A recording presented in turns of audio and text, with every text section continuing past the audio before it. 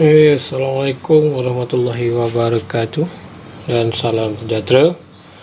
Okay guys, hari ni aku nak bagi tips sikit dekat korang lah. Dekat korang mana yang selalu yang pakai racing lah. Ini aku nak bagi tips berkenaan dengan minyak hitam lah. Laluan minyak hitam. Kan minyak hitam akan lalu kat sini ya selalu dia. Ni dia akan lalu kat sini. Dia akan keluar ke sini dan masuk ke head lah. Ni okay, jadi barang ni aku buat ni barang racing lah. So batang pipe yang dipakai pun batang pipe racing, batang pipe yang besar, yang batang dia kasar. Jadi kita nak bagi minyak hitam tu berjalan dengan lancar.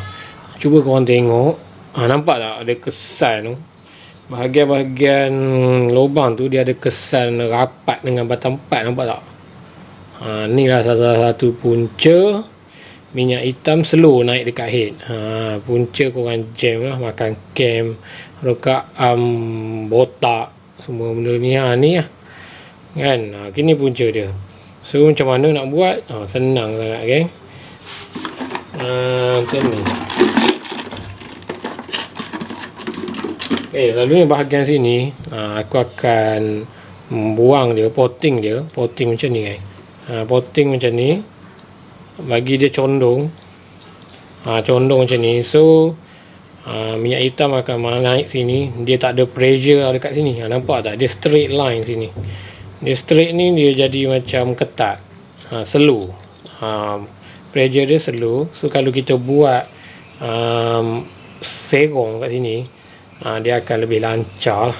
Minyak hitam tu dia akan naik terus, licin dengan licin dia. Korang tengok lah aku buat macam mana. Nanti korang nilai sendiri macam mana. Ni kan. Okay, macam ni dengan yang lepas aku potting. Korang tengok macam mana lepas aku potting. Besar. Yang guna batang pipe besar ni selalu dia akan minyak hitam slow naik. Aku potting dulu, kau tengok macam mana.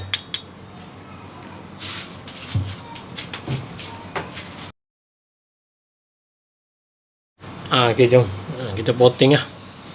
Kita buang bahagian situ. Nak bagi condong lah.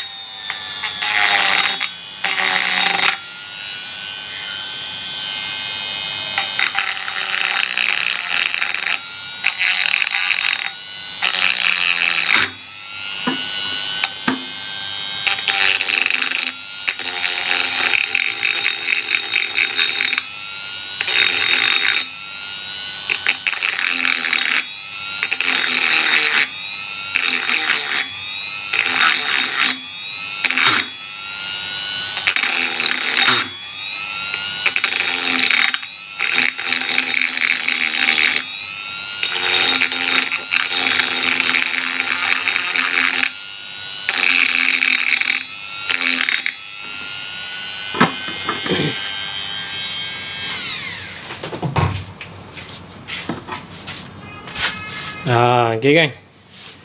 Ni dia. Macam ni lah yang aku cakap. Kita bagi condong situ. Nampak? So dia condong kat situ. So, minyak pressure untuk minyak hitam naik ke head tu lagi semuh lah. Nampak? Okay, kalau apa batang part standard original, dia tak ada masalah lah sebab batang part dia halus.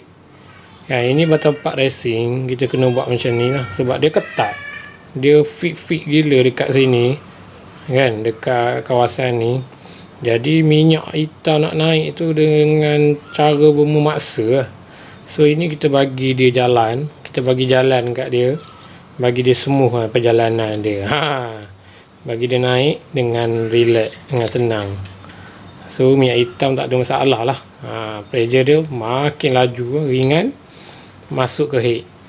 Kalau yang batang part standard tak ada masalah kan. Nak buat pun boleh, tak nak buat pun boleh. Ni untuk batang part racing lah selalu je, batang part besar. Ini sahaja kan. Tip dia simple saja. Jadi benda ni amat berguna lah untuk korang yang mana tengah modify motor tu. Ni. Okay, kita jangan leka laluan minyak hitam ni yang penting.